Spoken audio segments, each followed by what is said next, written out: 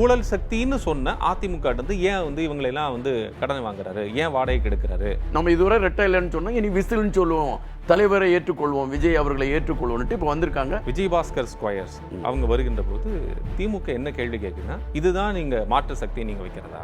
அனிதா ராதாகிருஷ்ணன் வந்து அவதூறு பண்ணதுக்காக கைது பண்ணியிருக்காங்க. இது வரைக்கும் நம்ம பார்த்ததே கிடையாது. ஆதவர்ஜுன் அவர்கள் வந்து கரூர் விஷயத்தை பத்தி பேசுறாரு, 41 பேரை கொலை செய்த அப்படிங்கிற வார்த்தையில் பேசுறாரு. அப்போ ஒரு இயக்கத்தினுடைய தலைவரை வந்து நீங்க எப்படி கொலை செய்த அப்படின்னு சொல்லி ஒரு வார்த்தை நீங்க எப்படி பயன்படுத்துறீங்க கேட்கிறாரு. வேலு மேல வழக்கு இருக்கு, சிங்கப்பூர்ல போய் படுத்துக்கிட்டாரு. இவர் அனிதா ராதாகிருஷ்ணன் புலம்புறாரு, என்ன கைது பண்ணிட்டாங்க அதுன்னு புலம்புறாரு. இவ்வளவு வேகமா மும்முரமாக முன்னாள் அமைச்சர் செந்தில் பாலாஜியை நீங்க தேட வேண்டிய சூழல் என்ன இருக்கிறது?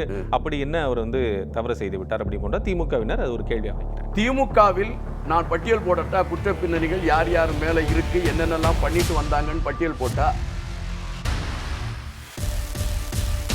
வணக்கம் நேயர்களே, இன்றைய நமது சிறப்பு நேர்காணலில் தமிழக வெற்றிக் கழகத்தினுடைய மாநில செய்தி தொடர்பாளர் திரு இன்பா அவர்கள் இணைந்திருக்கிறார்கள். பேசுவோம். வணக்கம். வணக்கம். அரசியல் பரபரப்புகள் அடுத்தடுத்த நகர்கள்லாம் இருக்கு, எப்படி இருக்குன்னு நினைக்கிறீங்க களம்? களம் வந்து தமிழக வெற்றி கழகத்திற்கான களமாக மாறியாச்சு. இனி அந்த களம் வந்து திரும்பி வேற யாருக்கு கைக்கு ஒரு 20 வருஷம் போகாது. எனவே அந்த களம் வந்து மிக தீவிரமாக மக்களை பொறுத்த மட்டும் வந்து இப்போது ஒரே எந்த இடத்துல பார்த்தாலும் தமிழக வெற்றி கழகம் என்கின்ற அந்த ஒற்றை வார்த்தையும் விஜய் என்கின்ற அந்த ஒற்றை வார்த்தையும் தான் பேசுபடு பொருளாக மாறிடுச்சு. அதனால தான் இப்போ கூட இன்னைக்கு காலையில் பார்த்தீங்கன்னா ஜெகத் ரட்சகனுடைய பையன் வந்து எங்களுடைய கட்சியில் இணைந்துட்டார் அப்படின்னு ஒரு செய்தியெல்லாம் வருது. அதே போல் தான் திருச்சி சிவா அவங்களுடைய பொண்ணு இணைஞ்சிருக்காங்க. அப்போதுமே உங்களுக்கு தெரிஞ்சிருக்கா தமிழக வெற்றி கழகம் கருணாநிதி அவர்கள் வந்துட்டாங்க. ஆமாம், ஜெய கருணாநிதி முதலே வந்துட்டாங்க. அந்த களம் வந்து மிக வேகமாக முன்னேறிட்டு இருக்கு. எப்படியும் எங்களுடைய தலைவர் முதல்ல குறிப்பிட்டது மாதிரி தான் 20 வருஷத்திற்கு இனி திமுகவோ அண்ணா திமுகவோ ஆட்சி படத்தில் இல்லை என்பதை அழுத்தமாக பதிவு செய்யும். எதிர்கட்சி இல்லாத ஒரு சில அந்த மாதிரி. ஆமாம், எதிர்கட்சி இனி திமுகவில் இருக்கவங்களே வர ஆரம்பிச்சிட்டாங்களே, நாங்கள் என்ன எதிர்கட்சி இருக்க போகுது? திமுகவுமா? திமுகவும் அடையாளத்தை இழக்கக்கூடிய களத்தை நோக்கி நகர்ந்துட்டு சார். எப்படின்னா திமுக வந்து ஒரு காலகட்டத்தில் வந்து மக்கள் வந்து பெருவாரியாக நம்புனாங்கன்னா அதுக்கு வந்து இவர்களால் சொல்லப்பட்ட அந்த பசப்பு வார்த்தைகள், இவர்களால் எடுத்து வைக்கப்பட்ட வார்த்தைகள், அந்த இந்திய எதிர்ப்பு போராட்டங்கள், இவைகளை மையப்படுத்தி அவர்கள் வைத்த வார்த்தைகளை இளைஞர்கள் நம்பினார்கள். அப்பொழுது அதற்கு பிறகு இவங்களுடைய ஆட்சிகள் தொடர்ந்துக்கிட்டே இருக்குது. ஆனால் அந்த வளர்ச்சிக்கான களங்கள் எதுவும் இல்லை. எல்லா இடத்துலையும் லஞ்சம், ஊழல் இவைகள் எல்லாம் தலைவிரித்து ஆட ஆரம்பிச்சிச்சு. அப்போ ஒரு மாற்றத்திற்கான அரசியல் களத்தை தேடும் பொழுது எப்போவுமே அந்த மாற்றம் அப்படின்னு ஒரு தேடலை மக்கள் எடுத்துட்டாலே மற்றதெல்லாம் தள்ளுபடி செய்யப்பட்டுவிடும். அப்படி தான் இப்போ திமுகவும் தள்ளுபடி களத்தில் இருக்குது. அது அவ்வளோதான். அதுக்கு சாப்டர் என்னுடைய அதிமுக இருக்கு இல்லை அப்படிங்கிற சூழலை தாண்டி அதிமுக நவீன தாவேக்கா அல்லது தாவேக்கா தான் நவீன அதிமுகவை மாறிடுச்சு அப்படின்னு என்னால் சொல்ல முடியல. எப்படின்னு பார்த்தீங்கன்னா அமைச்சர் ஆதவர்ஜன் என்ன சொல்றாருன்னா 60% அதிமுகவினர் எங்களுக்கு வந்துட்டாங்க, இன்னும் கொஞ்சம் பேர் இருக்கு, எல்லாத்தையும் கூட்டிட்டு வந்துருங்க அப்படின்னு. ஆமாம், அதுக்கான களத்தை நான் சொல்கிறேன். இப்போது எம்ஜிஆர், ஜெயலலிதா இந்த 2 ஆளுமைகளை மையப்படுத்தி தான் அனைத்து இந்திய அண்ணா திமுகவுடைய பயணம் இருந்தது. அம்மையார் ஜெயலலிதா அவர்களுடைய மரணத்திற்கு பின்பு எடப்பாடி பழனிசாமி அவர்கள் ஒரு அன்ஃபார்ச்சுனேட்லியாக ஒரு திடீர் ஒரு பதவி அவருக்கு கிடைக்குது. அவர் ஆட்சி பீடத்தில் வந்துடுறார், 4.5 வருஷம் அதை முடிச்சுறார். ஆனால் அதற்கு பிறகு அவருடைய தலைமை சரியான தலைமையான அது இல்லை. ஏன்னா அதிமுகவை பொறுத்த மட்டில் திமுகவை எதிர்த்து அவர்கள் வளர்ந்தவர்கள். இந்த தேர்தல் முடிஞ்சவுடன் நாங்கள் திமுகவும் அதிமுகவும் ஒன்று சேர்ந்து நாங்கள் ஆட்சி அமைக்க போகிறோம் அப்படிங்கிற அந்த களம் எடுக்கப்பட்ட பொழுதே அதிமுக தொண்டர்கள் வெக்ஸ் ஆகிட்டாங்க.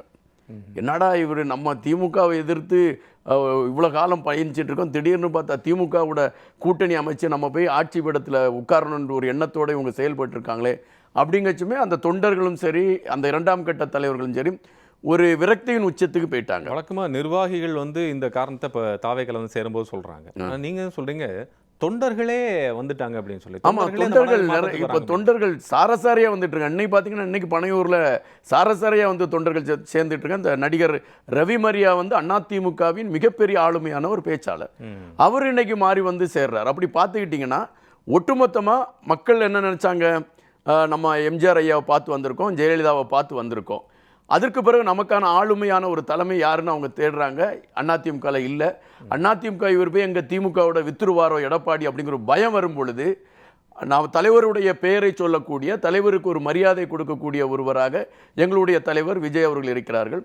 இப்போ பார்த்தீங்கன்னா அவர் ஒரு ஊழலற்ற ஆட்சியை கொடுக்கறதுக்கான களத்தை எடுத்திருக்கிறாரு. எனவே அதிமுகவை பொறுத்த மட்டில் அவங்க வந்து நம்ம இதுவரை ரெட்டை இல்லைன்னு சொன்னால் இனி விசில்னு சொல்லுவோம், தலைவரை ஏற்றுக்கொள்வோம், விஜய் அவர்களை ஏற்றுக்கொள்வோம்னுட்டு இப்போ வந்திருக்காங்க. எங்களுடைய கட்சியும் அவர்களை இருகரம் நீட்டி வரவேற்று இருக்கிறது. அதில் வந்து அதிமுகவில் இருக்க சமயம் அவங்க தப்பு பண்ணலையா, அவங்க அதை பண்ணலையா, இதை பண்ணலையான்னு சில கேள்விகள் இருக்கிறது. என்னை பொறுத்த மட்டில் எங்களுடைய கட்சிக்கு வந்த பிறகு அவர்கள் எப்படி இருக்கிறார்கள் என்பதை மையப்படுத்தி தான் எங்களுடைய களம் இருக்கும். எங்களுடைய கட்சிக்கு வந்த பிறகு அவர்கள் தவறு செய்தால் அதை தண்டிப்பதற்கான களமும் எங்களுடைய கட்சி எடுக்கும். அவர்கள் நல்ல மக்களுக்கான களங்களை செய்கின்ற பொழுது அவரை அங்கீகரிக்கக்கூடிய களங்களையும் எங்களுடைய கட்சி எடுக்கும். அதை மையப்படுத்தி தான் இந்த இணைப்புகள் எல்லாம் இப்பொழுது தொடர்ந்து கொண்டிருக்கிறது. நவீன அதிமுக தாவேக் அப்படின்னு சொல்லி நம்ம பேசினோம், நீங்கள் அதுக்கு விளக்கம் சொன்னீங்க. அதெல்லாம் காரணம் வந்து எம்ஜிஆர் பாணியில் திரு விஜய் நகர்றாரு, அல்லது அந்த ஐக்கானா அவரை பார்க்குறாங்க அப்படின்னு சொல்லி நீங்கள் சொன்னீங்க. இப்போ அதிமுகவுடைய நிர்வாகிகள், இரண்டாம் கட்ட தலைவர்கள், நிர்வாகிகள் இந்த பக்கம் வர்றாங்க அப்படின்னா, இப்போ நீங்கள் கூட குறிப்பிட்டீங்க, சில விமர்சனங்கள்லாம் வைக்கிறாங்க. விஜயபாஸ்கர் ஸ்கொயர்ஸ் அவங்க வருகின்ற போது திமுக என்ன கேள்வி கேட்குதுன்னா, இதுதான் நீங்கள் மாற்று சக்தியை நீங்கள் வைக்கிறதா? இப்போ ஏற்கனவே திமுக போட்ட வழக்கு டிவிஏசியில் இன்னும் பெண்டிங்கில் இருக்குது. திரு சி விஜயபாஸ்கர் அவர்கள் மேலே குட்கா முறைகேடு வழக்கு இருக்குது, தேர்தல் வழக்கம் அவரும் இருக்குது. அதே போல் போக்குவரத்து துறையில் முறைகேடு செஞ்சதா எம்ஆர் விஜயபாஸ்கர் அவர்கள் மேலே வழக்கம் இருக்கிறது. எந்த அடிப்படையில் தாவேக்கா வந்து அவர்களை உள்ளே எடுத்துக்குது? அதாவது பார்த்தீங்கன்னா செந்தில் பாலாஜியை பற்றி உங்களுக்கு தெரியும்னு நினைக்கிறேன். அதை அடுத்து வருவோம். அவர் அதிமுகவில் இருக்கும் பொழுது திரு செந்தில் பாலாஜி அதிமுகவில் இருக்கும் பொழுது அவர் மீது வழக்கு இருக்கு. அப்போ மு.க. ஸ்டாலின் அவங்க வந்து செந்தில் பாலாஜியை மிக இழிவாக பேசிய காணொலிகள் இன்று நம்மளுடைய வலைதளங்களில் இருக்கு. அப்படிப்பட்ட செந்தில் பாலாஜியை நீங்கள் கொண்டு வந்து உங்கள் கட்சியில் சேர்த்தீங்க. சேர்த்த பிறகு அதுக்கு பிறகு செந்தில் பாலாஜி மேலே ஊழல் குற்றச்சாட்டுகளும் ஊழல் சார்ந்த விஷயங்களும் தொடர்ந்துகிட்டே இருக்கு, இன்னைக்கு வர தொடர்ந்துகிட்டு இருக்கு.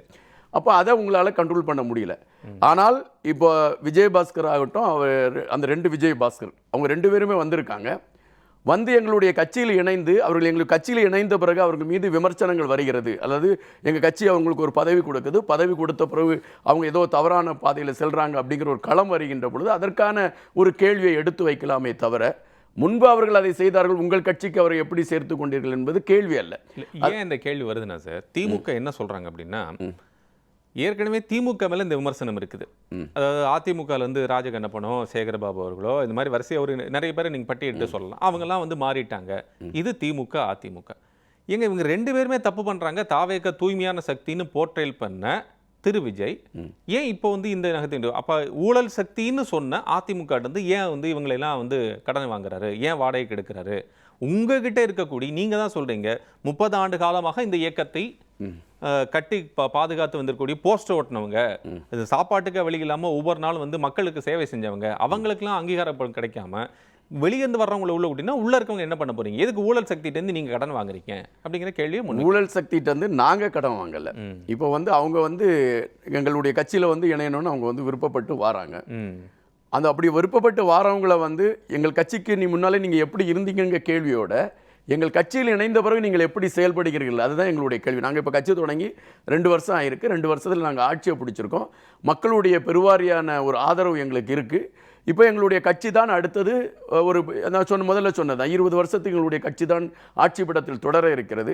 எனவே அப்படிப்பட்ட சூழலில் பலர் எங்களுடைய கட்சிக்கு வருவதற்காக அதற்கான முயற்சிகள் எடுப்பது வாடிக்கை. அப்படி எடுக்கக்கூடிய சூழலில் முதலிலே நான் அதை தெளிவாக குறிப்பிட்டேன். எங்களுடைய கட்சிக்குள் வந்த பின்பு அவர்கள் தவறு செய்கிறார்கள் என்கின்ற அடையாளம் சுட்டி காட்டப்படுமேயானால் மறுநிமிடமே அவர்கள் யாராக இருந்தால், நானாக இருந்தாலும் சரி யாராக இருந்தாலும் சரி, அவர்கள் மீது நடவடிக்கை எடுக்கப்படும். இப்பொழுது உள்ள சூழலில் எங்களுடைய கட்சியில் அவர்கள் இணைந்திருக்கிறார்கள், அவர்களுக்கான களங்கள் கொடுக்கப்பட்டிருக்கிறது. அவர்களுடைய செயல்பாடுகள் எப்படி இருக்கிறது என்பதை பார்க்கப்படும். அதன் பின்பு நீங்கள் இது போன்ற கேள்விகள் கேட்டு உங்கள் கட்சியில் சேர்ந்தாரே, இவரை சேர்த்தீங்களே, இவர் இப்படியெல்லாம் தப்பு பண்ணியிருக்காரு அப்படின்னு நீங்கள் கேட்டிங்கன்னா அதற்கு நான் பதில் சொல்வதற்கு சரியாக இருக்கும் என்று நினைக்கிறேன். இப்போ திமுக வைக்கக்கூடிய கேள்விகள் தான் இவைகள் எல்லாம். என்ன சொல்கிறாங்கன்னா, அப்போ முன்னாடி இருந்தவங்க பரவாயில்ல, எப்படி இருந்தாலும் பரவாயில்ல, அப்போ நம்ம கட்சியில் சேர்த்ததுக்கப்புறம் அவங்க வந்து தூய்மை ஆயிட்டாங்க அப்படின்னு பாஜகவுடைய அவர்கள் ஒப்பிட்டு பேசுகிறார். பாஜக வாஷிங் மிஷின் அரசியல் பண்ணுது. அம்மையார் கனிமொழி அவர்கள் இந்த பதிவை போட்டிருந்தாங்க.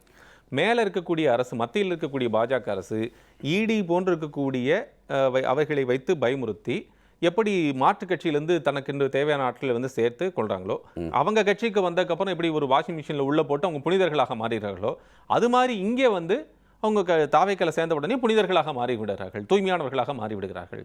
அவங்கள வந்து வாஷ் பண்ணி போட்டோம். இது பிரபலமான அதாவது கூட திமுக சொல்றக்கூடிய கருத்தை எடுத்துக்கிட்டு நம்ம பேச முடியாது ஒண்ணு. ஏன்னா திமுக வந்து அதாவது பாரதிய ஜனதா கட்சிக்கு நாங்கள் வந்து டோட்டலி எதிர்.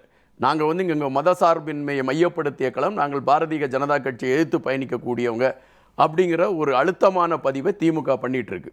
ஆனால் முதலாக பாரதிய ஜனதா கட்சியை தமிழகத்திற்குள் கொண்டு வந்து கூட்டணி அமைத்தது திமுக. ரெண்டாவது பார்த்தீங்கன்னா, உதயநிதி ஸ்டாலின் அவர்கள் மீது ஒரு வழக்கு வருவதாக, ஒரு இடி வழக்கு வருவதாக ஒரு செய்தி பரவுது. சந்திரபாபு நாயுடை கூட்டிட்டு போயிட்டு டெல்லியில் போய் பிரதமரை சந்தித்து ஒரு மறைமுகமான ஒரு உடன்படிக்கை போட்டுட்டு வந்தது இதே திமுக தான். எனவே திமுகவை பொறுத்த மட்டில் எல்லா விடயத்திலும் ரெட்ட வேடம் போட்டுக்கொண்டு திரியக்கூடியவர்கள் தான் திமுகங்க. நாத்திகர் என்பார்கள், கோயிலுக்கு போய் சாமியை கும்பிட்டுட்டு வருவாங்க. இந்தி எதிர்ப்பு என்பார்கள், அவருடைய குழந்தைகளை கொண்டு போய் இந்தி பள்ளிக்கூடங்களில் படிப்பார்கள். அவர்கள் நடத்தி கொண்டிருக்கக்கூடிய பள்ளிக்கூடங்களில் இந்தி அதாவது முக்கியமான ஒரு பாடமாக வைக்கப்படும். எனவே இரட்டை வேடங்களை போட்டுக்கொண்டு இருக்கக்கூடிய திமுக எங்களை பார்த்து கை நீட்டி பேசுகிறதுக்கு முன்பாக திமுக தன்னை சுய பரிசோதனை செய்து கொள்ள வேண்டும். இப்போ வந்து அவங்க என்ன சொல்கிறாங்க, நீங்கள் அவங்க ஊழல் செஞ்சுட்டு வந்தாங்க, உங்களுடைய தமிழக வெற்றி கழகத்தில் அவங்க சேர்ந்த உடனே அவங்க வந்து மகாத்மாவாக மாறி விடுவார்களா அப்படிங்கிற ஒரு கேள்வியை அவங்க வைக்கிறாங்க. நாங்கள் வந்து அவங்க முன்னால் ஊழல் செய்திருந்த வழக்கில் அவர்களை விடுவிக்க வேண்டும் என்ற வாதத்தை நாங்கள் எடுத்து வைக்கவில்லை. அல்லது அவர்கள் முன்னால் தவறு செய்திருந்தார்கள், அவர்கள் அந்த தவறு எல்லாம் எங்களுடன் சேர்ந்த உடனே அந்த தவறெல்லாம் சரியாகிவிட்டது என்று நாங்கள் சொல்லவில்லை. எங்களுடைய கட்சியில் இணைந்த பிறகு அவர்கள் சரியாக இருக்கிறார்கள், அதுதான் எங்களுடைய களமாக இருக்கிறது. அதை மிக அழுத்தமாக நாங்கள் இப்பொழுதும் பதிவு செய்கிறோம். எங்களுடைய கட்சி அவர் மக்கள் தொண்டு செய்ய வேண்டும் என்று எண்ணத்தில் அவர்கள் இருக்கின்ற பொழுது, எங்களுடைய கட்சியில் வந்து அவர்கள் நேர்மையாக மக்கள் பணி செய்கின்ற பொழுது அதை நாங்கள் ஏற்றுக்கொள்ள வேண்டியது கடமை, காலத்தின் கட்டாயமும். அது காலத்தின் கட்டாயம் என்ன வந்திருக்கு அதுல?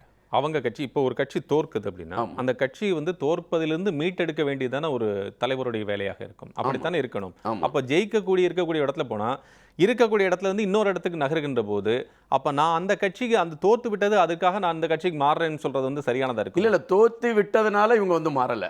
அப்படி தோத்து விட்டதுனால இவங்க மாறி இருந்தாங்கன்னா நிறைய காலகட்டங்கள்ல அவங்க மாறி இருக்கணும். தோத்து விட்டது காரணம் கிடையாது. தமிழக வெற்றி கழகத்தை ஆட்சி பீடத்தில் அமர விட்டுவிடக் கூடாது என்பதற்காக திமுகவும் அதிமுகவும் மறைமுகமாக கூட்டணி வச்சு ஆட்சி பீடத்தில் ஏற வேண்டும் என்கின்ற ஒரு நிலைப்பாடு எடுக்க வைத்தது பல அந்த இரண்டாம் கட்ட தலைவர்களையும் அந்த கட்சியில் இருக்க தொண்டர்களையும் அது மனதளவில் சிதைக்க ஆரம்பித்தது.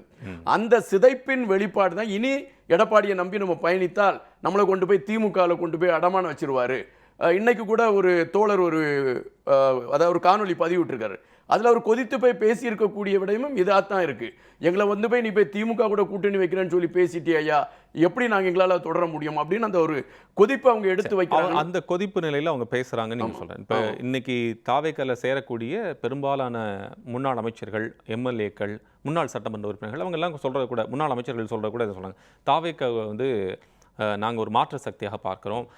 ஏற்கனவே நாங்கள் இருந்த ஒரு நபர் திரு விஜயபாஸ்கர் குடும்பம், அந்த தனிநபருடைய நாங்கள் முன்னாடி சொன்னோம் தாவேக்காவிட நீங்கள் கூட்டணி வைங்கன்னு சொல்லி சொன்னோம். அப்போயும் அவர் கேட்கல.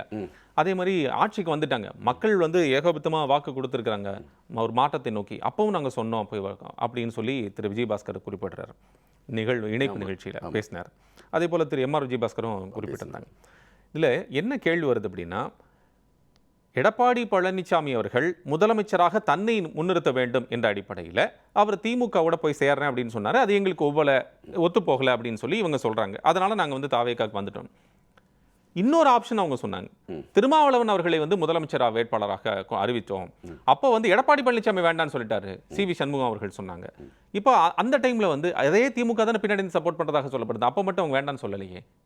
அதாவது திருமாவளவன் அவங்களுக்கு வந்து முதலமைச்சராக கொண்டு வரன்னு ஒரு களம் பேசப்பட்டது. திருமாவளவன் ஐயாவே அதை சொல்லியிருக்காரு, என்ன முதலமைச்சராக கொண்டு வரக்கான ஒரு களம் பேசப்பட்டதான். அதை வந்து அதிமுகவில் இருக்கக்கூடிய இரண்டாம் கட்ட தலைவர்கள் ஒத்துக்கொண்டார்களா என்பது பெரும் கேள்வி. ஒத்துக்கிட்டாங்க. இல்ல அதுக்கு வந்து சி.வி. சண்முகம் அவர்கள் இது சொன்னாங்க. என்ன சொன்னாங்கன்னா, அவர் பிரஸ் மீட் பண்ணும்போது எங்களுக்கு எல்லாம் அது ஓகே ஆயிடுச்சு, பிரச்சனை இல்லை.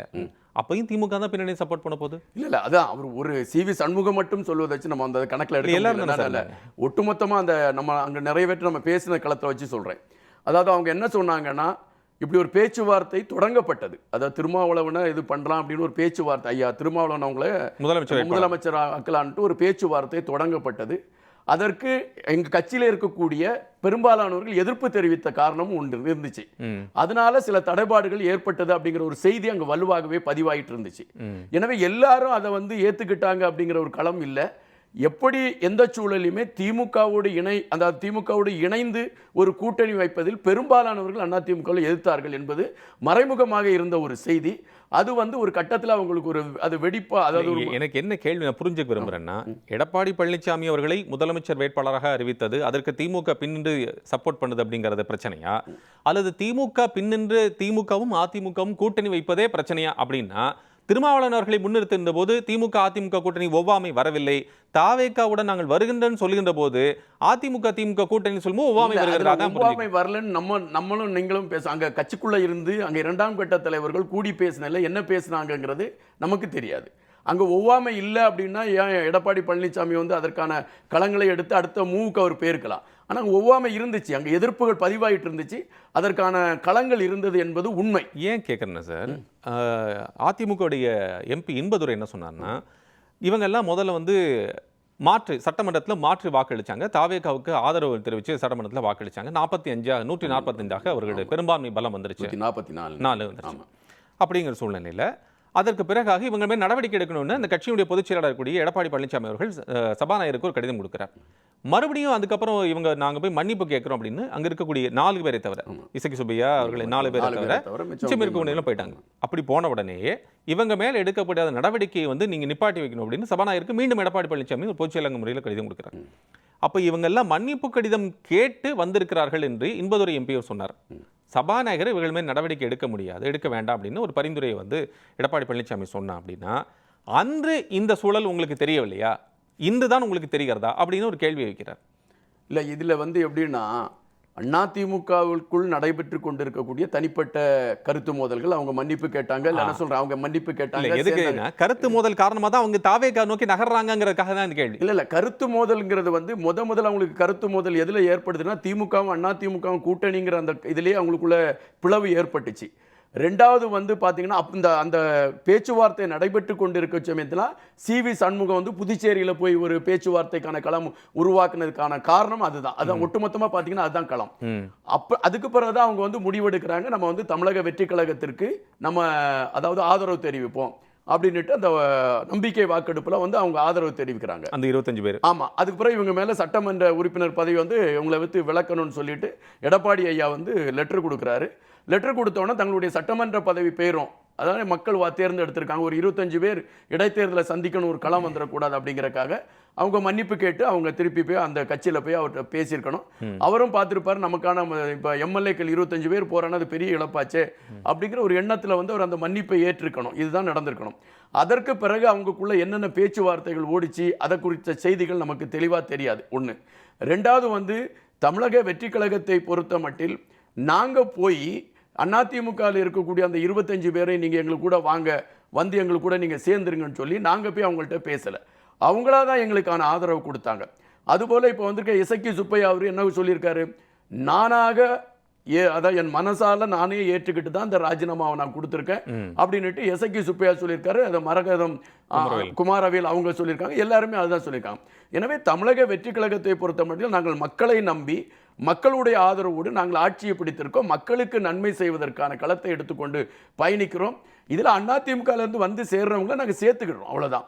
அதில் இல்லை, அது பிரச்சனை அவங்க செய்யறாங்க. ஆனால் இப்போ முன்னாள் MLA பரந்தாமன், எக்மோர் MLA பரந்தாமன் திமுகவுடைய சட்டத்துறை துணை செயலர் இருக்கிறார். அவர் என்ன சொன்னார், இன்னைக்கு கூட ஒரு செய்தியாளர் சந்திப்பு நிகழ்த்தி இருக்கிறாரு. அதில் அவர் வைக்கக்கூடிய குற்றச்சாட்டு என்னன்னா, அனிதா ராதாகிருஷ்ணன் அவதூறு பண்ணதற்காக கைது பண்ணியிருக்காங்க, இது வரைக்கும் நம்ம பார்த்ததே கிடையாது. அதே போல ஒரு இளம் பேச்சாளரும் இது மாதிரி கைது 4 பண்ணியிருக்காங்க அப்படிங்கிறதுக்காக அவர் சொன்னார். அவர் பேசுகின்ற போது இந்த வரிசையை லிஸ்ட் போடுறாரு. அப்படின்னா ஆதவ அர்ஜுன் அவர்கள் கரூர் விஷயத்தை பத்தி பேசுறாரு, 41 பேரை கொலை செய்த அப்படிங்கிற வார்த்தையில பேசுறாரு. அப்போ ஒரு இயக்கத்தினுடைய தலைவரை நீங்க எப்படி கொலை செய்த அப்படின்னு சொல்லி ஒரு வார்த்தை நீங்க எப்படி பயன்படுத்துறீங்க அப்படின்னு கேட்கிறார். நீங்க தாவேகதனுடைய அமைச்சர் தாவேக தரப்புல பேசுகின்ற போது அமைச்சர் ஆதவ அர்ஜுன் சொல்றாரு, இதுல பின்னணி ஏதோ இருக்கு அப்படின்னு சொல்றாரு, ஒரு கணக்கு தீர்க்கப்படணும்னு சொல்றாரு. அதாவது அனிதா ராதாகிருஷ்ணனுடைய கைதை பத்தி பேசியிருக்காங்க திமுக. அனிதா ராதாகிருஷ்ணன் தவறாக பேசிட்டாரு, எப்படி கைது பண்ணிட்டாங்கன்னுட்டு. திமுகவின் பின்புலங்களை நாம் ஆராய்ந்து பார்த்தால் அவங்க என்னெல்லாம் அந்த சட்டத்தை வச்சு விளையாடியிருக்காங்கங்கிறது நமக்கு பெரிய கதைகளே இருக்குது. அமரர் கலைஞர் கருணாநிதி அவர்கள் டாக்டர் பட்டத்திற்காகவே ஒரு இளைஞரை கொன்றவர். இது செய்தி உண்டு. அது அப்போ செவி வழி செய்தியாக சில ஊடகங்களில் பதிவான செய்தி. உதயகுமார் என்கின்ற ஒரு இளைஞன் மரணமடைந்தான் என்கின்ற செய்தி, அதற்கான ஆதாரப்பூர்வமான களங்கள் அது கிடையாது. ஆனால் அப்போ செவி வழி செய்தியாக அது இருந்து, அதன் பின்பு திமுகவை எதிர்த்து பேசியவர்கள் மீது வழக்கு பாய்ந்திருக்கிறது, பலர் மீது வழக்கு பாய்ந்திருக்கிறது. ஆனால் அனிதா ராதாகிருஷ்ணன் மீது அதாவது எங்களுடைய தலைவர் விஜய் அவர்களோ தமிழக அரசோ நடவடிக்கை எடுக்கலை. அதாவது அனிதா ராதாகிருஷ்ணன் தவறாக பேசிவிட்டார் என்பதற்காக அந்த குறிப்பிட்ட பகுதியில் உள்ள காவல்துறை ஆணையர்கள், அந்த காவல்துறையை சார்ந்தவர்கள் வழக்கு பதிவு செய்கிறார்கள். அந்த வழக்கு பதிவு செய்கின்ற பொழுது தான் தவறாக பேசியிருப்பதை உறுதிப்படுத்தி இருந்தால், அல்லது நான் பேசிட்டோம்ப்பா அப்படின்னு ஒரு சட்டமன்ற உறுப்பினர், ஒரு முன்னாள் அமைச்சர், ஆமாம் நம்ம பேசின ஒரு முதலமைச்சர் இப்படி பேசின தப்பு தான் அப்படின்னு அவர் மன்னிப்பு கேட்டிருந்தார், அந்த பிரச்சனை அங்கேயே முடிஞ்சிருக்கும். ஆனால் அவர் முன்ஜாமீன் கேட்க போறாரு. முன்ஜாமீன் கேட்க போன இடத்துல இளந்திரையன் என்கின்ற நீதியரசர் வந்து அந்த முன்ஜாமீனை என்ன சொல்லி அதை தள்ளுபடி செய்கிறாருன்னா, நீங்க ஒரு அமைச்சர், நீங்க ஒரு முன்னாள் சட்ட அமைச்சர், இந்நாள் சட்டமன்ற உறுப்பினர், நீங்க எப்படி இப்படி பேச முடியும்னு அதை தள்ளுபடி செய்யறாரு. ஒரு ஆளுக்கு மேல எஃப்ஐஆர் ஃபைல் பண்ணியிருக்க ஒரு ஆளுக்கு மேல அந்த வழக்கு தள்ளுபடி செய்யப்படுதுன்னா உடனடியாக அவர் மீது அதாவது முன்ஜாமீன் தள்ளுபடி செய்யப்படுனா அவர் கைது செய்யப்பட வேண்டியதான் மரபு. அதை காவல்துறை செய்திருக்கிறது. இதுல வந்து தமிழக வெற்றி கழகமும் எங்களுடைய தலைவரும் போய் தான் அந்த கைதுக்கான களம் அமைத்தார், அவர் இதை பண்ணிட்டார் இதை பண்ணிட்டார்னு சொல்றது வந்து போய். ரெண்டாவது வந்து இப்பொழுது ஒரு பேச்சாளரை கைது பண்ணிருக்கு நீங்க சொல்றீங்க. அந்த பேச்சாளர் தமிழக வெற்றி கழகத்தை சார்ந்த பெண்கள் மீது அவர் என்னென்ன பேசினார் என்பதை மையப்படுத்தி 4 சகோதரிகள் போய் காவல்துறை அதிகாரியிடம் அவர்கள் மனு கொடுத்து அவங்க மேலேயும் ஒரு விமர்சனத்தை திரு பரந்தாமன் வைக்கிறார். என்னன்னா, அவங்களுடைய இன்ஸ்டாகிராம் ரீல்ஸ் எல்லாம் நீங்க போய் பாத்தீங்க அப்படின்னா, அவங்க அதுக்கு முன்னாடி அவங்க திமுகவை பத்தி என்னெல்லாம் விமர்சனம் வச்சிருக்காங்கிறது தெரியாதா? அப்ப எல்லாம் உங்களுக்கு அது பார்த்தது அவங்க மேல நடவடிக்கை முடியல. தேர்தல் களத்துல சிவாஜி கிருஷ்ணமூர்த்தி எங்களுடைய தலைவரை மையப்படுத்தி பேசிய வார்த்தைகளை பரந்தாமன் ஒரு முறை போட்டு பார்க்கட்டும். அது அவர் நியாயம் கரெக்டா தான் பேசியிருக்காங்கன்னு அவர் சொல்லுவாரே, ஆனால் அவருக்கு நான் பதில் சொல்ல கடமைப்பட்டிருக்கிறேன். இதே பரந்தாமன் அவர்கள் அதாவது நேற்றும் அவர் 2 நாள் பேசினார். 2 நாள் பேசுகின்ற பொழுதும் அவர் எங்களுடைய தலைவரை மிக அதாவது முதலமைச்சர் என்று பேசிவிட்டாலும் எங்களுக்கு ஏதோ தகுதி இல்லாத மாதிரி, இவர்கள் மட்டும்தான் அரசியல் சித்தாந்தங்களை கற்று தேர்ந்தவர் போல அவர் பேசினார். ஆனால் ஒன்று மட்டும் உறுதி, நாங்கள் ஆட்சி பீடத்திற்கு வரும் பொழுது எங்களுக்கு சொன்ன விமர்சனங்கள் இவர்களால் எடுத்து வைக்கப்படி உங்களுக்கு அரசியல் தெரியும். குதிரை பேரத்தில் அவர் தான் நம்பர் 1 குற்றவாளின்னு சொல்றார் முதலமைச்சர். குதிரை பேரத்தில் அதான் நான் சொல்றேன்ல, குதிரை பேரம் நடந்தது என்று உங்களால் ஆதாரப்பூர்வமா நிரூபிக்க முடியுமா? வார்த்தை ஜாலங்களை திமுக எப்பொழுதுமே வார்த்தை ஜாலங்களை வைத்து விளையாடக்கூடியவர்கள். அதனால் நிரூபிக்க முடியுமானா நிரூபிக்க முடியாது. முதலாக அவங்க என்ன சொன்னாங்க, இவங்களுக்கு அரசியலே தெரியாதுனாங்க. எங்கள் தலைவர் வந்து முதலமைச்சரை அமர்ந்த பின்பு காலையில் வந்துட்டு சாயங்காலம் வர அந்த சட்டமன்றத்தில் உட்கார்ந்து அந்த வேலைகள் எல்லாம் செஞ்சுட்டு அவர் போகக்கூடிய களங்கள் எல்லாம் பார்த்தோன்னா அமைதியானாங்க. அதுக்கப்புறம் சட்டமன்றம் கூடுது, அவர் பேசவே இல்லை, அவர் வாயே திறக்க மாட்டேங்கிறாரு, அவருக்கு பேசவே தெரிலன்னாங்க. கடைசி நாள் பேசினாரு, எல்லாரும் துண்டை காணல துணியை காணலன்னு ஓடிட்டாங்க. இதில் வந்து திமுகவை சேர்ந்தாலும் நாங்கள் பெரிய வீரன் பேசுகிறாங்க. தாவ வேலு மேலே வழக்கிற்கு சிங்கப்பூரில் போய் படுத்துக்கிட்டாரு, எனக்கு நெஞ்சு வலின்னுட்டு அங்கே போய் படுத்துக்கிட்டாரு. இவர் அனிதா ராதாகிருஷ்ணன் புலம்புறாரு, என்னை கைது பண்ணிட்டாங்க அதுன்னு குழம்புறாரு. அவ்வளோ பேருமே ஒழிச்சு ஓடுறாங்க ஒரு வழக்குன்னு ஒன்று. இவங்க எல்லாம் நாங்கள் வீரர்கள் நாங்கள் அதுன்னு பேசுகிறேன். தமிழக வெற்றி கழகத்தை பொறுத்த மட்டில் மக்களுடைய பணத்தை யார் எடுத்திருந்தாலும் அவர்கள் மீது வழக்கு பாயும். இங்கு சட்டம் ஒழுங்கை சீர்கேடு செய்வதற்கு யார் முயற்சி செய்தாலும் அவர்கள் மீது வழக்கு பாயும். அதுபோல எங்கள் மீது வைக்கக்கூடிய விமர்சனத்திற்காக நாங்கள் வழக்கு தொடுத்தோம் என்பது தமிழக வெற்றி கழகமோ எங்களுடைய தலைவரோ இவர்கள் மீது நடவடிக்கை எடுக்க வேண்டும் என்ற களத்தில் எந்த கோணத்திலும் அவர் செல்ல. முன்னாள் அமைச்சர் செந்தில் பாலாஜி மீது ஒரு அக்யூசேஷன் நீங்க வைக்கிறீங்க. 41 பேர் வந்து மரணித்த அந்த விஷயத்துல வந்து கணக்கு தீர்க்கப்பட வேண்டும் என்று அமைச்சர் ஆதவர்ஜனா சொல்றார். அப்படின்னு நீங்க என்ன சொல்ல வர்றீங்க? இதே போன்ற ஒரு சம்பவத்தை வேற ஒரு பக்கத்தில் ஏற்படுத்த போறீங்களா அப்படின்னு பரந்தாமன் அவர்கள் கேட்கிறார், கேள்வி எழுப்புறார். 1. 2வது பாயிண்ட் என்னன்னா, இன்னைக்கு இவ்வளவு வேகமா மும்முரமாக முன்னாள் அமைச்சர் செந்தில் பாலாஜியை நீங்க தேட வேண்டிய சூழல் என்ன இருக்கிறது? அப்படி என்ன அவர் வந்து தவறு செய்து விட்டார் அப்படி போன்ற திமுகவினர் அது ஒரு கேள்வியாக வைக்கிறாங்க. இல்ல, நீங்க வந்து கரூர் சம்பவத்தை மையப்படுத்தி நான் ஒரு சில விளக்கங்கள் சொல்லணும். அதாவது தலைவர் வந்து பிரச்சாரத்தை ஆரம்பிக்கிறாரு. பிரச்சாரத்தை ஆரம்பித்த பொழுது தலைவருக்கு வந்து மிகப்பெரிய கூட்டம் கூடுது. அப்போ நான் ஒரு வலையொலியில் பேசுகின்ற பொழுது நான் அதாவது இந்த கரூர் சம்பவம் நடப்பதற்கு முன்னாலே நான் அதை குறிப்பிட்டேன். அதாவது தலைவருக்கு இவ்வளவு கூட்டம் கூடுது, கண்டிப்பாக திமுகவால் இதை பொறுத்து கொள்ள முடியாது. தலைவருக்கு கூடுகிற கூட்டத்துக்குள் ஏதாவது ஒரு பிரச்சனை நடப்பதற்கான வாய்ப்புகள் இருக்கிறது அனுமானிச்சேன். ஏன்னா திமுக பற்றி நமக்கு நிறைய தெரியும், அந்த வரலாறுகள் படிச்சிருக்கனால அதை நான் கண்டிப்பாக அனுமானிச்சேன். அதை நான் ஒரு வலையொலியில் நான் பேசியிருந்தேன். அதன் பின்பு கரூர் சம்பவம் நடைபெறுது. கரூர் சம்பவம் நடைபெற்று முடிந்த மறு நிமிடமே அங்கே வந்து செந்தில் பாலாஜி வராங்க, மகேஷ் பொய்யாமொழி வராங்க, இதெல்லாம் ஒரு அமைச்சருங்கிற முறையில் வராங்களேன்னு நான் ஏற்றுக்கிறேன். ஆனால் அங்கு வந்து மக்கள் சொன்ன அந்த ஸ்டேட்மெண்ட் இருக்குல்ல, அவங்க சொன்ன அந்த வார்த்தைகள், அதை எங்கள் கழுத்தில் நெரிச்சாங்க, இது பண்ணாங்க அது பண்ணாங்கன்னா இது எல்லாமே அங்கே நடந்துட்டு இருந்து இப்போ சிபிஐயில் அந்த வழக்கு இருக்குது. ஆனால் அப்பொழுதிலிருந்தே தமிழக வெற்றி கழகத்தை சார்ந்த பெரும்பாலானவர்கள் செந்தில் பாலாஜியின் மீது கை நீட்டி குற்றம் சொல்லிக்கொண்டே இருந்தோம். எங்களுக்கு செந்தில் பாலாஜி மீது சந்தேகம் இருக்கிறது என்பது அழுத்தமாகவே பதிவிட்டு கொண்டிருந்தோம். அந்த வழக்கு இருந்த காரணத்தினால் அதற்கு மேல் அதை அழுத்தமாக சொல்லக்கூடிய களம் அமையவில்லை. ஏன்னா வழக்கு சிபிஐயில் இருக்கு. இப்போ வந்து ஆதவ அர்ஜுனா அவர்கள் வந்து அதை தெளிவாக அதை சொல்லியிருக்காருன்னா அந்த ஆதங்கத்தை வெளிப்படுத்திருக்காங்க. நாங்கள் இவ்வளவு நாள் சொல்லிட்டு இருந்தோம்ப்பா, இதுல ஏதோ ஒரு உண்மை இருக்கு, அது கண்டுபிடிக்கப்படணும் அப்படிங்கிறத அவர் எடுத்து வச்சிருக்காரு. கண்டுபிடிக்கப்பட வேண்டும் அப்படிங்கிறது தான் எல்லாருடைய கோரிக்கையும். ஏன்னா இப்போ என்ன சூழலுங்கிறது வெளியே தெரிஞ்சா கண்டிப்பா. திரு பரந்தாமன் என்ன குறிப்பிடுறாரு அப்படின்னா, இந்த கேஸ் நீங்க கேட்டுக்கிட்ட அடிப்படையில் சிபிஐ இன்வெஸ்டிகேஷன் இருக்கு.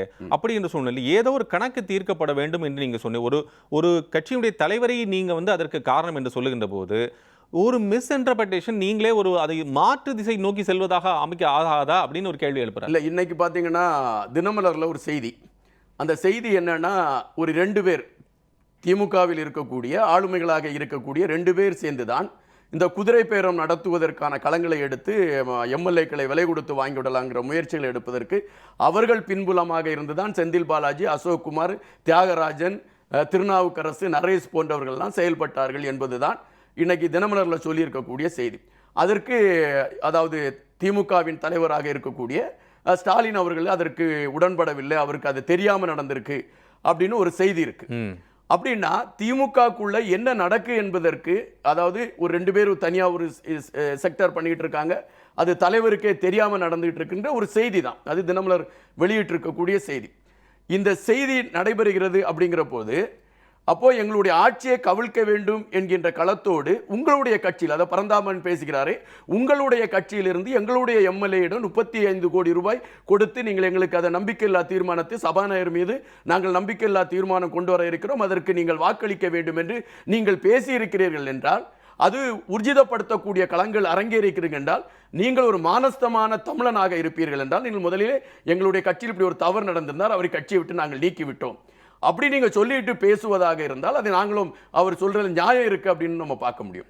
ஆனால் உங்கள் கட்சியில் இவ்வளவு தூரம் நடந்து 180 கோடி ரூபாய் அதற்காக பேரம் பேச ஒதுக்கி வைக்கப்பட்டிருக்கிறது, அதற்கு ஒரு கார்ப்பரேட் கம்பெனி அதற்கான காசுகளை கொடுத்திருக்கிறது என்கின்ற செய்திகள் எல்லாம் வலுவடைந்து கொண்டிருக்கக்கூடிய இந்த சூழலில் பரந்தாமன் இது எல்லாமே செய்திகளாக இருக்கிற தகவல்களாகத்தான் வந்து கொண்டு இருக்கிறது. இதற்கு ஊர்ஜிதப்படுத்தப்பட்ட ஆவணம் எங்க இருக்கு என்று அவர் கேட்கிறார். அவர் என்ன திரு ஆர் எஸ் பாரதி ஆகட்டும், திரு பரந்தாமன் ஆகட்டும், இவங்க வந்து 2 பேரும் செய்தியாளர் சந்திப்புல கேட்கறாங்க. இப்போ 35 கோடின்னு சொல்லிங்க, அதுக்கு என்ன ஆதாரம் இருக்கு? இன்னைக்கு திரு பாரதி, ஆர் எஸ் பாரதி என்ன சொல்றாருன்னா, நீங்க சொன்ன இதே கரூர் விஷயத்துல முதலாக மனிதாபிமானத்தோட மனித நேயத்தோடைய உடனடியாக வந்து நின்றவர் அன்றைய முதலமைச்சர், எங்களுடைய தலைவர், திமுக தலைவர் திரு ஸ்டாலின் அவர்கள். ஆனா இதே திரு விஜய் என்ன பண்ணாரு, முகத்தை மூடிட்டு அங்கிருந்து வேகமாக வந்து பிளைட்டை பிடிச்சு வெளியே போனாரு அப்படின்னு குற்றச்சாட்டை அவர் வைக்கிறார். இல்ல, அதுக்கு தான் என்னன்னா, நீங்க வந்து கள்ளக்குறிச்சியில வந்து ஒரு 66 பேர் மரணம் அடைந்தாங்க கள்ளச்சாராயம் குடிச்சு. உடனடியாக முதலமைச்சர், அப்போ முதலமைச்சராக இருந்தவர் மு க ஸ்டாலின் அவர்கள், உடனடியாக முதலமைச்சர் ஓடி போய் அங்கே போய் பார்த்து அந்த மக்களுக்கான தீர்வை கொடுத்தாரா? ஆனால் கரூருக்கு மட்டும் அவரால் எப்படி உடனடியாக விரைந்து செல்லக்கூடிய ஒரு களம் எடுக்கப்பட்டது? இது அப்பமே எழுப்பப்பட்ட கேள்வி. இரவோடு இரவா? ஆமா, இரவோடு இரவா, இது அப்பமே எழுப்பப்பட்டது. எங்களுடைய தலைவர் முக்காடு போட்டு விட்டு ஓடிவிட்டார் என்ற செய்தி வந்து திமுக எழுப்புகின்ற பொய் பிரச்சாரங்களில் இவைகள் ஒன்று.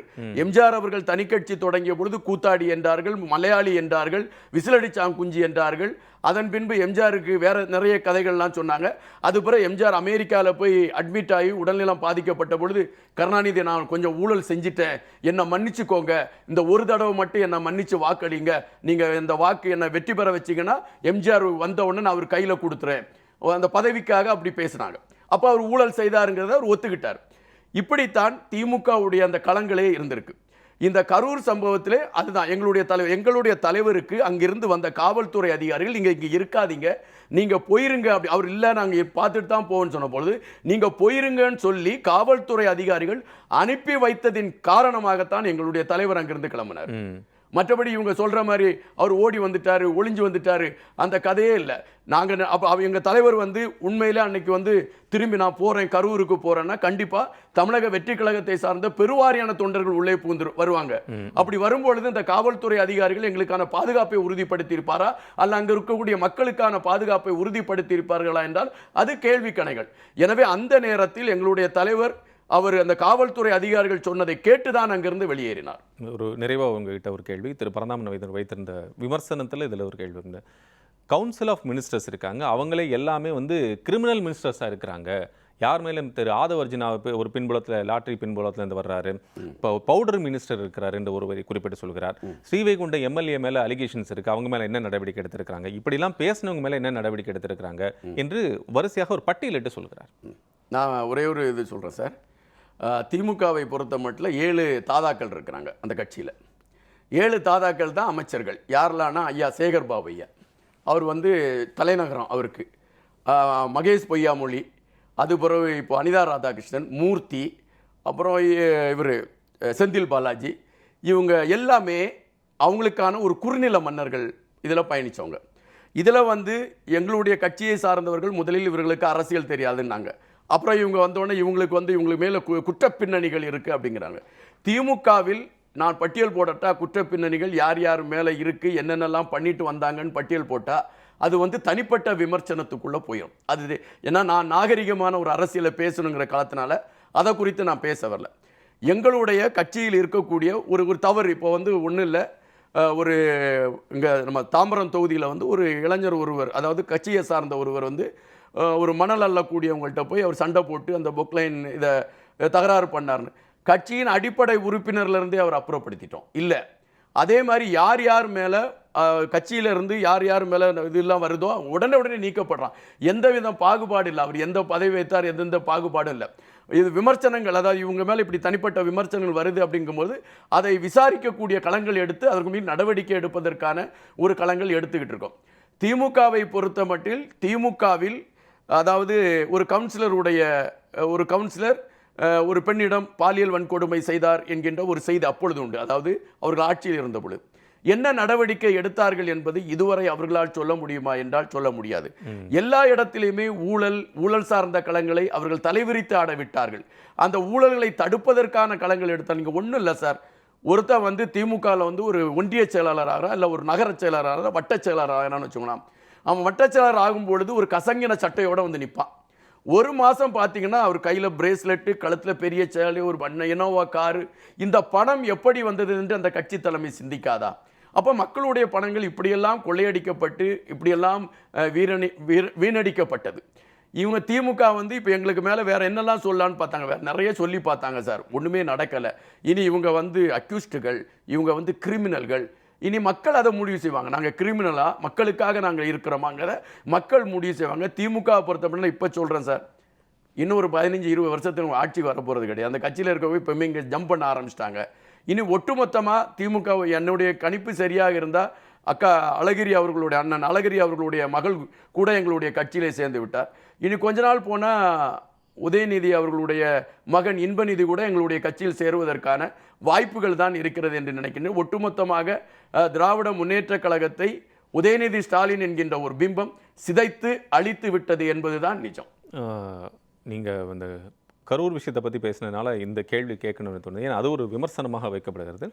முதலமைச்சர் தாவேகவுடைய தலைவர் திரு விஜய் அவர்கள் இன்னும் வெகு சமீபத்தில் கரூருக்கு செல்ல இருக்கிறார். அதுக்குள்ளே முன்னாள் அமைச்சர் செந்தில் பாலாஜி அரெஸ்ட் பண்ணியே ஆகணும் அப்படின்னு காவல்துறைக்கு வந்து ஒரு எழுதப்படாத ஒரு வாய்மொழி உத்தரவு கொடுக்கப்பட்டிருப்பதாக ஒரு தகவல் வருகிறது. செய்தி தானே திமுக உருவாக்குன செய்தி. ஏன்னா மீடியா ஃபுல்லாக அவங்க கையில் கொஞ்சம் மீடியாக்கள் வச்சுருக்காங்க. அந்த மீடியாக்களுக்கு இதே வேலை தான். அவங்க இது மாதிரி செய்தியெல்லாம் சொல்லிட்டு இருப்போம். எங்கள் தலைவரை பொறுத்த மட்டும் அவர் ஒரே ஒரு விஷயத்தில் மிக தெளிவாக இருக்கிறார். நான் வந்து மக்கள் என்ன தேர்ந்தெடுத்திருக்காங்க, நான் மக்களுக்கான அரசியல் பண்ணணும்.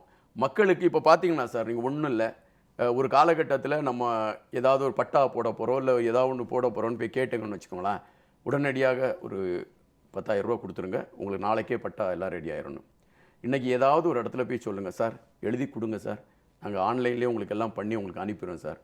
இன்னொரு சம்பவம், ஒரு கல்லூரி நடத்திக்கிட்டு இருக்காங்க, ஒரு 9 பள்ளிக்கூடம் நடத்திக்கிட்டு இருக்கிறார் ஒரு ஆள். அவரை போய் நான் ஒரு விஷயமாக பார்க்க போகிறேன். அப்போ அவர் சொன்னார், நல்ல ஒரு ஆட்சிப்பான்னாரு. என்னன்னு கேட்டேன். முன்னால் வந்து என்னுடைய பள்ளிக்கூடங்களில் இருக்கக்கூடிய பேருந்துகளுக்கு ஒரு வருஷத்துக்கு நான் பணம் கட்டினா கூட 20,000 ரூபா வந்து மறைமுகமாக கொடுக்கணும் அந்த அனுமதிக்காக. ஆனால் இந்த தடவை ஒரு காசு கூட கொடுக்கல, எனக்கு எல்லா அனுமதியும் கிடைக்குது. ஆன்லைனில் அப்ளை பண்ணேன், என்னுடைய அந்த பள்ளிக்கூடத்திற்கான அந்த சான்றிதழ் வந்து புதுப்பிக்கப்பட்டிருக்கு. இந்த மாற்றத்தை நாங்கள் இவ்வளோ நாள் எதிர்பார்த்துருந்தோம், இப்போ கிடச்சிருக்கு. இதுதான் எங்களுடைய தலைவருடைய நோக்கமாக இருக்கிற மக்களுக்கு தேவையான களங்களை செய்யணும்ட்டு. கண்டிப்பாக திமுக எங்களை விமர்சிக்கும் என்பது தெரியும். காரணம், அவங்க பதவியில் இருந்து அதிலே பயணித்தவர்கள், அதற்கான முயற்சிகள் எல்லாம் எடுத்து தோல்வியை சந்தித்தவர்கள். அவர்களுக்கு தெரிந்து விட்டது, எம்ஜிஆர் வந்தார், ஒரு 10 வருஷம் நம்மளால் ஆட்சி படத்தில் போக முடியல. அதுக்கப்புறம் ஜெயலலிதா வந்தாங்க, அவங்க ஒரு 10 வருஷம் இடையில தான் நம்ம கொஞ்ச நாள் ஆட்சியில் இருந்தோம். இப்போ விஜய் அவங்கள பொறுத்த மட்டும் வந்து ஒட்டுமொத்தமாக எம்ஜிஆர் அவங்களுக்கு ஜெயலலிதா அவங்களுக்கு இருந்ததோட பன்மடங்கு ஆதரவு விஜய் அவங்களுக்கு இப்போ இருக்குது எல்லா இடத்துலையுமே. உங்களுக்கே தெரியும், நீங்கள் அப்படி ஒரு சுற்றுப்பயணம் போனீங்கன்னா உங்களுக்கே தெரியும். எனவே ஒரு 20 வருஷத்துக்கு இந்த நம்மளால் அந்த ஆட்சி பக்கமே திரும்பி பார்க்க முடியாது. எனவே நம்ம எதெல்லாம் பொய்யெல்லாம் சொல்லி பார்ப்போம்னுட்டு இப்போ சொல்லியிருக்கேன். இப்போ அவர் சொல்லியிருக்காரு, நீங்கள் சொன்னீங்க, திரு அனிதா ராதாகிருஷ்ணன் குறிப்பிட்டீங்க, அதே போல் திரு ஏபாவேலு குறிப்பிட்டீங்க, அவர் சிங்கப்பூரில் போய் படுத்துட்டார். இவர் வந்து திரு செந்தில் பாலாஜி அவர்கள் பற்றி கூட இப்போ காவல்துறை தலைமறைவாக இருக்காருன்னு சொன்னோம். அப்போ இந்த நடவடிக்கைகள்லாம் நீங்கள் குறிப்பிடும்போது சொன்னேன்னா, யார் தப்பு செஞ்சாங்களோ அவங்க காவல்துறை நடவடிக்கை எடுக்கணும் அப்படின்னு. என்ன அதை நோக்கி நகர்வதற்கான அடிப்படை ஆதாரங்கள் இதெல்லாம் இருக்கு அப்படிங்கிற அடிப்படை ஆதாரங்கள் இல்லாமல் வந்து இப்போ வந்து அவங்க வந்து முன்ஜாமீன் கேட்கலாம் போக மாட்டாங்களே. இப்போ என் மேலே ஒரு வழக்கு, ஒரு ஆதாரமே இல்லாமல் என் மேலே நான் வழக்கு போட முடியாது. அப்போ ஒரு ஆதாரம் இருக்குது. இப்போ வந்து அவர் வந்து ரோடே போடாமல் ரோடு போட்டன்னுட்டு பில் பாஸ் பண்ணியிருக்காரு வேலு. இது எல்லாருக்குமே தெரியும்.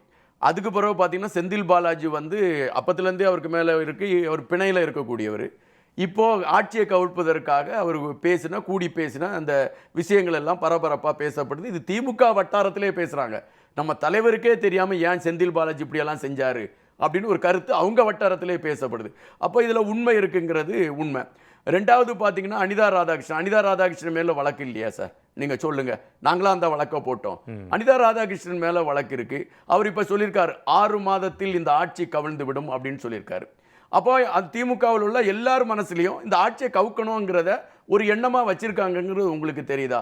நான் இப்போ என்னென்னா, எங்களுக்கு ஒரு லட்சுமண கோடு போட்டிருக்காங்க சார் தமிழக வெற்றி கழகத்தில். நீங்கள் யார்கிட்டையுமே தவறாக பேசக்கூடாது, நீங்கள் கண்ணியமாக பேசணும், யாரையுமே நீங்கள் ஒருமையில் பேசக்கூடாது, நீங்கள் இகழ்ந்து பேசக்கூடாது அப்படின்னு அந்த லட்சுமண கோட்டுக்குள்ளே நாங்கள் பயணிச்சுக்கிட்டு இருக்கிறோம். திமுக தொடர்ந்து எங்களுடைய தலைவரை வேறு விதமாக அவர்கள் விமர்சிப்பதும் வேறு விதமான களங்களை எடுக்கக்கூடிய ஒரு சூழலை எடுக்கின்ற பொழுது எங்களுடைய தொண்டர்கள் இந்த லட்சுமண கோட்டை தாண்டக்கூடிய ஒரு களமும் அமைஞ்சிடும். நாங்கள் அது வேண்டான்னு நினச்சிக்கிட்டு நாங்கள் அமைதியாக போயிட்டுருக்கோம். திமுகவை பொறுத்த மட்டும் அவர் 6 மாதம் அமைதியாக இருப்பேன்னு சொன்னாங்க. அந்த 6 மாதம் அமைதியாக இருந்து பாருங்கள், எங்களுடைய ஆட்சியில் ஒரு மாற்றம் இல்லை, ஒரு முன்னேற்றம் இல்லைன்னு நீங்கள் போராட்டங்களை நடத்துங்க. அதற்கான பதில் நாங்கள் தப்பு செஞ்சுருந்தா நாங்கள் அதை ஏற்றுக்கிட்டோம். நாங்கள் சரியாக தான் போகிறோன்னா அதுக்கு நாங்கள் சரியாக தான் போகிறோம், நெஞ்சு நிமிர்த்தி சொல்ல போகிறோம். இவ்வளோ தானே சார்? பொறுத்திருந்து பார்க்கலாம் சார். 6 மாத காலத்திற்கும் மீண்டும் நம்ம இதே விஷயத்தை பேசுவோம். உங்களுடைய நேரத்திற்கும் உங்களுடைய கருத்துக்கும் உங்களுடைய வருகைக்கும் மிக்க நன்றி.